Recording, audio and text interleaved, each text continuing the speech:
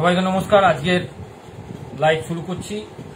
লাইভের বিষয়বস্তু প্রতিযোগিতামূলক অভ্যেস, অর্থাৎ প্রতিযোগিতা বাচ্চাদের মধ্যে ভালো না খারাপ। এইটা অনেক রকম মতামত আছে। অনেকে কেউ বলবে ভালো, আবার কেউ বলবে খারাপ। অর্থাৎ আমাকে দেখতে হবে যে ভালোর দিকগুলো কি, খারাপের দিকগুলো কি। ভালোর দিক এখানে কোনগুলো হচ্ছে না, ভালোর দিক হচ্ছে যে বাচ্চাদের মধ্যে অনুপ্রেরণাটা তৈরি করবে, দক্ষতা বৃদ্ধি হবে, বাস্তব জীবনের পদ্ধতিগত ব্যাপার নিয়ে তারা এগিয়ে যাবে এবং আত্মবিশ্বাস বৃদ্ধি হবে। এগুলো হচ্ছে তার ভালো দিক। এই ভালো দিকগুলো একটা বাচ্চার মধ্যে তখন আসবে যদি সেই প্রতিযোগিতাকে সে বেশি এনজয় করে, অর্থাৎ প্রতিযোগিতাকে প্রতিযোগিতার মতো না দেখে সে যদি মনে করে যে আমি এইখান থেকে কিছু শিখব, তখনই তার ভালো দিকগুলোর একটা প্রভাব পড়বে। আমরা এখানে ম্যাক্সিমামটাই ভুল করি। আমরা কি করি, আমাদের গার্জেনরা কি করে, যে একটা বাচ্চাকে প্রতিযোগিতায় যখন অংশগ্রহণ করায়, যে যে কোনো হোক, ক্যারাটে হোক, খেলাধুলো হোক, ড্রয়িং হোক, পড়াশোনা হোক, যে কোনো বিষয়, আগেই আমরা তাকে টার্গেট দিই, তোমাকে ফার্স্ট হতে হবে, তোমাকে সেকেন্ড হতে হবে, তোমাকে থার্ড হতে হবে। অর্থাৎ এই ধরনের টার্গেটগুলো দেওয়ার ফলে তাদের ভেতরের যে প্রতিভাটা সেটাই আর বেরোতে পারে না। এবং এইখান থেকেই এই প্রতিযোগিতার খারাপটা শুরু হয়। মানেটা কি? প্রতিযোগিতার খারাপ বলতে তার একটা মানসিক চাপ তৈরি করবে। হয়তো আপনার বাচ্চা খুব ভালো কোয়ালিটি, কিন্তু আপনার সেই কোয়ালিটিটা যখন সে প্রতিযোগিতায় নামছে, তার থেকে বেটার কোয়ালিটি কেউ একজন কিছু একটা করবে, সে হয়তো ফার্স্টের জায়গায় সেকেন্ড বা থার্ড, তখন তার মনের মধ্যে একটা মানসিক চাপ তৈরি হবে যে আমি ভালো করতে পারলাম না। বা আপনিও আবার বললেন, হেই তুই তো ভালো করতে পারলি না, তাহলে মানসিক চাপ একটা তৈরি হলো, এখানে একটা খারাপ দিক তৈরি হচ্ছে, উদ্বেগ তৈরি হচ্ছে, এবং সর্বোপরি তার আত্মবিশ্বাসের মধ্যে একটা অভাব তৈরি হচ্ছে। যে আত্মবিশ্বাসটা অনেকটা বেটার ছিল, দিনের সঙ্গে সঙ্গে, বয়সের সঙ্গে সঙ্গে, টাইমের সঙ্গে সঙ্গে আত্মবিশ্বাসটা বাড়ার কথা, সেটা কিন্তু কমে গেল। কারণ আমরা সেই বাচ্চাটাকে প্রতিযোগিতায় কি শিখতে হবে সেটাই শেখাচ্ছি। আমরা এখানেই ভুলটা করি যে প্রতিযোগিতায় তুমি শিখবে, প্রতিযোগিতাকে প্রতিযোগিতার মতো নেবে না তোমরা। প্রতিযোগিতার কাজই হচ্ছে তুমি প্রতিযোগিতা থেকে তুমি শেখো। কি শিখবে? তোমার আশেপাশে যারা আছে তারা কি ধরনের অ্যাক্টিভিটিগুলো করছে সেইখান থেকে তুমি শেখো। সেই শেখাটার জন্যই তোমাকে প্রতিযোগিতায় নামানো হচ্ছে। আমরা যদি এইটাই প্রথমে বাচ্চাটাকে বলে দিই, দেখবেন সেই বাচ্চাটার মধ্যে অনেক বেশি আত্মবিশ্বাস তৈরি হবে। কারণ সে ভাববে সত্যিই তো আমাকে প্রতিযোগিতা মানে হচ্ছে, যে প্রতিযোগিতা মানে তো এটা নয় যে কিছু পারবো না, অর্থাৎ আমাকে তো এখানে বাবা বা মা শিখতে বলছে, তাহলে আমি আশপাশ থেকে শিখবো। তখন সে নিজেকে আরো 100% দেবার ক্ষমতা রাখবে। কিন্তু আমরা যদি মনে করি যে না, প্রতিযোগিতা বাচ্চাটাকে আগেই প্রথমে শিখিয়ে দিলাম, এই প্রতিযোগিতা তোমাকে ফার্স্ট হতে হবে, সেকেন্ড হতে হবে, বা না ফার্স্ট একদমই, সেকেন্ডের কথা একদমই মাথায় রাখবে না, ফার্স্ট তোমাকে হতেই হবে। আলটিমেটলি ভাবে দেখা গেল সে বেটার করার থেকে একটু ডাউনের দিকে চলে গেল। কারণ আমাদের এইখানেই একটু নিজেদের মধ্যে বোঝাপড়াটার অভাব হয়ে যায়। কারণ আত্মবিশ্বাস যদি বাচ্চাটাকে বাড়ানো যায়, তাহলে হয়তো তার শেখার যে চাহিদা সেটা বাড়তে শুরু করবে। তখন সে মনে করবে, আপনাকে বলবে যে বাবা আমি আরো প্রতিযোগিতায় বসবো, আরো কিছু শিখবো। তখন আপনারও মনে হবে যে আমি সঠিকভাবে বাচ্চাটাকে গাইড করতে পারছি। কিন্তু আপনি যদি প্রথমে বলে এই তুমি ফার্স্ট হতে হবে, সেই প্রতিযোগিতায় বসলো, বসার পর সে কিছু হতে পারলো না, পরের টাকা যখন আপনি বললেন তোমাকে আবার ওই প্রতিযোগিতায় বসতে হবে, তখন সে ভেতর দিয়ে ভয় পেয়ে যাবে। সে বলবে আবার যদি আমি প্রতিযোগিতায় বসে ফার্স্ট না হতে পারি, আবার তো বাবার কাছে বকা খাবো বা মায়ের কাছে বকা খাবো। অর্থাৎ সে কি করছে, আলটিমেটলি ভাবে তার আত্মবিশ্বাসটা আস্তে আস্তে তলানিতে এসে ঠেকছে।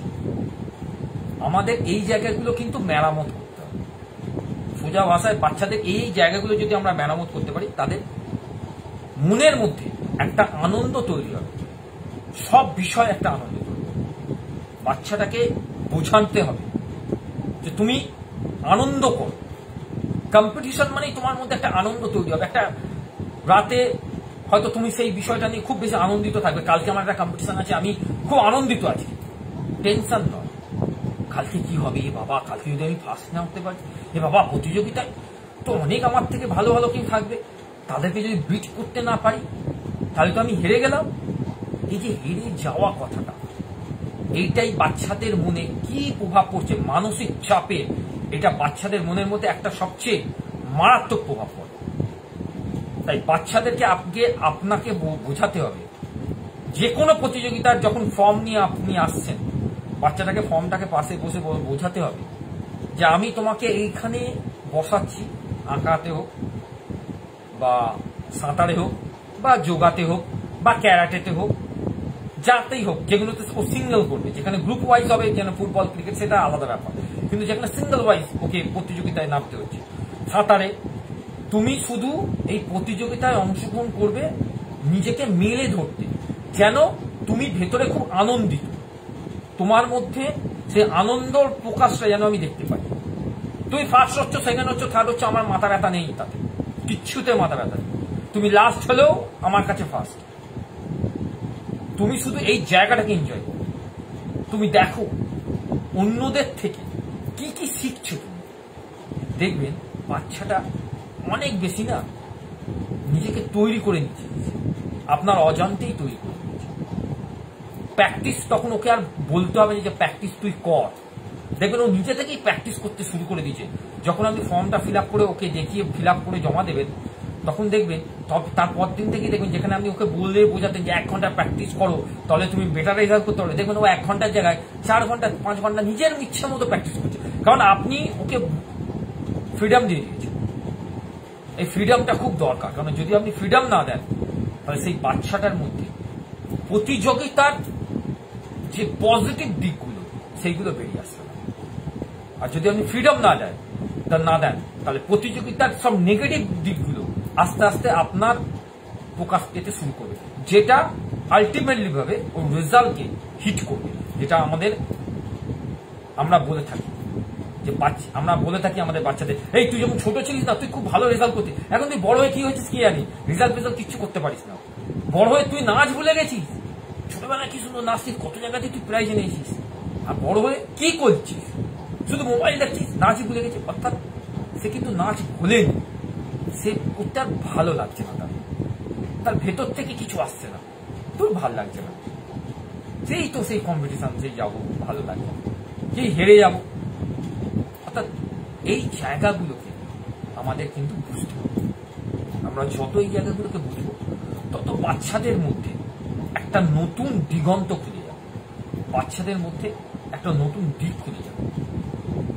সর্বোপরি আমাদের মাথায় রাখতে হবে যে আমরা যারা গার্জেন আছি, আমিও গার্জেন, আমিও বাচ্চা মেয়ের বাবা, এবং আপনারাও 90%ই থাকেন যারা মেয়ের বাবা থাকেন, ছেলের বাবারাও আছেন। মাথায় একটা জিনিস, আমি যে কথাগুলো বলছি এটা কিন্তু আমি আমার ফিল্ডটা আপনাদের সঙ্গে শেয়ার করছি, আমি একজন বাবা হয়ে কি করছি সেটাই শেয়ার করছি, আমি কোনো পুঁথিগত বিদ্যা থেকে আপনাদেরকে শেয়ার করছি। আমি একজন লাইফ কোচ বা সাইকিয়াট্রিস্ট সেটা পড়ি, সেটাকে আমি সরিয়ে রাখছি, সরিয়ে রেখে আমি কথাটা বলছি এই কারণে যে আমি বাস্তবটা শেয়ার করছি আপনাদের সঙ্গে, কারণ আমি এইভাবে আমার মেয়েকে ট্রিট করে যাচ্ছি, ওকে বুঝিয়ে যাচ্ছি যে তুমি পরীক্ষাটাকে এনজয় করো, তুমি কম্পিটিশনটাকে এনজয় করো, তুমি ভেবো না কি হবে, কিছু দরকার নেই, সব ভাবার দরকারই নেই, তুমি তোমার বেস্ট কোয়ালিটিটা যাও দিয়ে দাও, বাকিটা দেখো।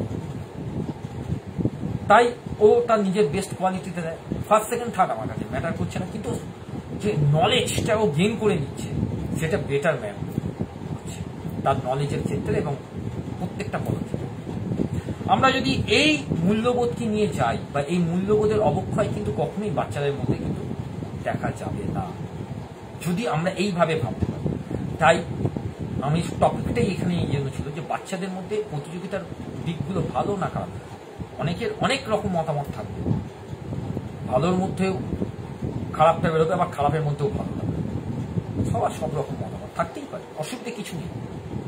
কিন্তু আমাদের লক্ষ্যটা একটাই যে বাচ্চাটা কোনো কারণবশত বা কোনো একটা দিক থেকে যেন মানসিক চাপের মধ্যে না থাকে, এটাই আমাদের প্রধান লক্ষ্য হওয়া উচিত। মানসিক চাপ থেকে বাচ্চাটাকে আমি কিভাবে মুভ করে, এইটাই সবচেয়ে বড় হওয়ার কথা। যদি এইটাকে ঠিক করতে পারি তাহলে এর থেকে বেটার কিছু হতে পারে। কারণ আমাদের প্রত্যেকটা ঘরে, প্রত্যেকটা এই বাঙালি ঘরে, মধ্যবিত্ত ঘরে বাচ্চা অন্তত প্রাণ, ছোট ছোট প্রাণগুলো ওখানে লুকিয়ে আছে। যদি সেই প্রাণগুলোকে যদি সত্যিকারের প্রাণের সঞ্চয় করতে না পারে, বা সত্যি মধ্যে তাদের মধ্যে সেই জেদ বলুন, সেই আত্মবিশ্বাস বলুন, সেই মানসিক চাপকে মোকাবিলার যে ক্ষমতা বলুন, এইগুলোকে যদি বুস্ট করতে না পারলাম, তাহলে কি আর পারলাম? শুধু কিছু ট্রফি বাচ্চাটা পেয়েছে, ঘর সাজিয়ে রাখলাম, এবং আমার মেয়ে, আমার ছেলে খুব ভালো কিছু করে, কম্পিটিশন পেয়েছে, আমি বুক ফুলিয়ে বলছি, এবং সবাই বাবা করছে, হ্যাঁ তোর ছেলে তো খুব ভালো করে, এই তোর মেয়ে তো খুব ভালো করে। এই জায়গা থেকে সরে আসতে হবে আমাদের। এখানেও কিন্তু একটা ইগোর লড়াই চলে, গার্জেন টু গার্জেন, অভিভাবক টু অভিভাবক, কে কাকে ছোট করবে, কে কাকে বড় করবে। এইটা কিন্তু সবচেয়ে বেশি মারাত্মক ডিজিজ হয়ে দাঁড়াবে আমাদের সমাজের ক্ষেত্রে। এইটাকে না ভেবে আপনারা শুধু ভাবুন আপনার বাচ্চাটাকে আপনি কিভাবে এগিয়ে দেবেন। এটা ভাবাটা খুব দরকার, কিভাবে এগিয়ে দেবেন। কে কি ভাবছে না ভেবে দরকার নেই, ভাবতে হবে না কাউকে কিছু। বাচ্চাটা আপনার, আপনাকে যদি 10 জন বলে হ্যাঁ রে তোর বাচ্চা তো প্রতিযোগিতায় নাম দিল, হেরে গেল, আপনি তাকে ওয়েলকাম বলবেন যে আমি তো চেয়েছিলাম সে হেরে যাক। সফলতার মধ্যেই তো, অসফলতার মধ্যেই তো সফলতার বীজ লুকিয়ে থাকে। সফলতার মধ্যে কখনো বীজ লুকিয়ে থাকে না। যত অসফল হবে সে সফলতার বীজটাকে তত খুঁজে পাবে। এইটাই তো বইয়ের লাইন, এটাই তো বইতে আমরা পেয়েছি। স্পাইডার তো এইভাবেই আমাদেরকে শিখিয়ে গেছে বা শেখায় সবসময়। পিঁমড়ে তো এইভাবেই নিজের জীবনটাকে অতিবাহিত করে আসে। এইগুলো তো তাদের থেকেই শেখা, তাহলে আর কি। এইটাই ছিল আজকের টপিক, যে বাচ্চাদের মধ্যে প্রতিযোগিতার ভালো বা খারাপ দিক। ব্যাপারটাকে শর্ট আউট করে আপনাদেরকে বোঝাতে পারলাম। নাইট অ্যাফার্মেশনস যেটা আমি করি, যেটার জন্য ঘুম ভালো হয়, অবশ্যই আমার সঙ্গে আপনারাও করতে পারেন, অবশ্যই আপনারা করুন। এই কারণে বলছি, হয়তো ঘুম আপনাদের ভালো, এটাই আমি চাইছি। এমন কোনো শক্ত ব্যাপার না। ওকে, শুরু করি। আমি আমার শরীর, আমার মন, আমার চিন্তা শক্তি সবকিছু আমি আস্তে আস্তে আস্তে আস্তে স্থিতিশীল করছি। আমি ঘুমের জন্য আস্তে আস্তে নিজেকে প্রস্তুত করছি। Thank you universe. আমি নিজেকে সম্পূর্ণভাবে তোমার কাছে শরণাপন্ন করছি, এই কারণ ভেবে যে তুমি আমার সঙ্গে সবসময় থাকতে পারবে এবং আমাকে তুমি সব বিপদের থেকে রক্ষা করতে পারবে। থ্যাংক ইউ ইউনিভার্স, তুমি আমার সঙ্গে আছো, আমি তোমাকে ফিল করতে পারছি। থ্যাংক ইউ ইউনিভার্স, তুমি আমার বাচ্চাদেরকে, আমার পরিবারের সকল সদস্যদের, আমার যারা অভিভাবক মা বাবাদেরকে তুমি ভালো রেখেছ, আমার দেশবাসীকে ভালো রেখেছ, সর্বোপরি আমাকে ভালো রেখেছ। আমার চোখ, নাক, কান, শরীরের প্রত্যেকটা অংশকে তুমি ভালো রেখেছ, তার জন্য থ্যাংক ইউ ইউনিভার্স।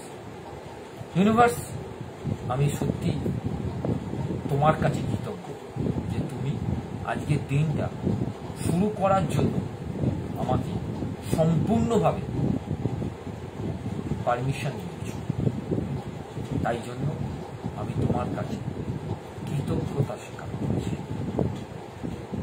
আমি সম্পূর্ণভাবে আমার ঘুমের জন্য আরামদায়ক একটা জায়গা খুঁজে পেয়েছি, যেখানে আমি নিশ্চিন্ত মনে ঘুমোতে পারবো এবং নিশ্চিন্ত মনে আমার শরীরকে আমি আস্তে আস্তে একটা আরামদায়ক জায়গায় নিয়ে যেতে পারবো।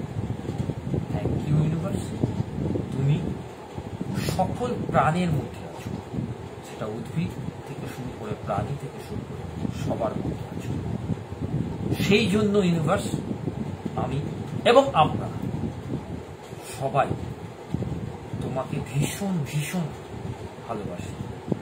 তোমাকে আমরা ফিল করি আমাদের মধ্যে, তোমাকে আমরা ঘুমের মধ্যে দেখতে পাই। আমার ঘুমের মধ্যে তুমি সবসময় আমাকে দেখছো এবং আমাকে তুমি সবসময় আলোর পথ দেখাচ্ছ। তাই জন্য ইউনিভার্স আমি খুব কৃতজ্ঞ তোমার কাছে। আমি জানি জেনে বা অজেনে বা আমার অজান্তে যদি কিছু ভুল করে থাকি আজকের জন্য, অবশ্যই আমাকে তার জন্য আমি ক্ষমা চাইছি তোমার কাছে, এবং ক্ষমা চাইছি সেই সব মানুষের কাছে। Thank you. এই ছিল আজকের এইটাতে প্রতিদিন করলে আরো বেটার টু বেটার রেজাল্ট আপনারা পাবেন, আমি আশা করি। আরেকটা কথা, আপনারা আমাকে কমেন্ট করুন কেমন লাগছে আমার এই এপিসোড। পরপর প্রায় 100টা দিন আমি আজকে ক্রস করলাম। 15ই এপ্রিল শুরুটা করেছিলাম আপনাদের কে সঙ্গে, আজকে 30শে জুলাই। ভালো লাগছে, এই কারণে ভালো লাগছে এটা শেয়ার করছি। এই কারণে ভালো লাগছে যে আমি অনেক বেশি নিজেকে না কনফিডেন্স পাই, এবং কনফিডেন্স পেয়েও গেছি। আজকে একটা টিভি চ্যানেল থেকে একটা প্রোগ্রাম করলাম, একটা নিউজ চ্যানেল ছিল একটা, সেটা আমি ফেসবুকে আপলোড করবো। অনেক বেশি কনফিডেন্স মনে হলো, মানে ক্যামেরার সামনে কিভাবে কথা বলতে হয়। হয়তো যদি এটা না করতাম তাহলে পেতাম না। সবকিছু কিন্তু আপনাদের জন্য, আপনারা আমাকে সাহস দিয়েছেন বলে আমি করতে পারলাম। থ্যাংক ইউ, এবং থ্যাংক ইউ। তাই আপনারা কমেন্ট করুন আমাকে অবশ্যই কমেন্টে এটাও লিখতে পারেন যে বাচ্চাদের আর কোন কোন দিকগুলো আলোচনা করা দরকার আছে। আমি আমার যথাসাধ্য চেষ্টা করব সেই আলোচনার মাধ্যমে সুন্দর একটা সমাজ তৈরি করতে, সুন্দর সমাজে বাচ্চাদেরকে যাতে গিফট করতে পারি, আমরা সবাই মিলে বাচ্চাদেরকে সেই গিফট করতে পারি। তাই সুন্দর সমাজে থাকাটা খুবই দরকার। সবাইকে নমস্কার জানিয়ে আজকের লাইভ আমি শেষ করছি। কালকে নতুন এপিসোড নিয়ে আবার আপনাদের সঙ্গে দেখা হচ্ছে। ততক্ষণের জন্য আমাকে আপনারা পারমিশন দেন। আমি অবশ্যই কমেন্ট বক্স কিন্তু অপেক্ষায় রইলাম কেমন লাগছে এবং টপিক কিছু।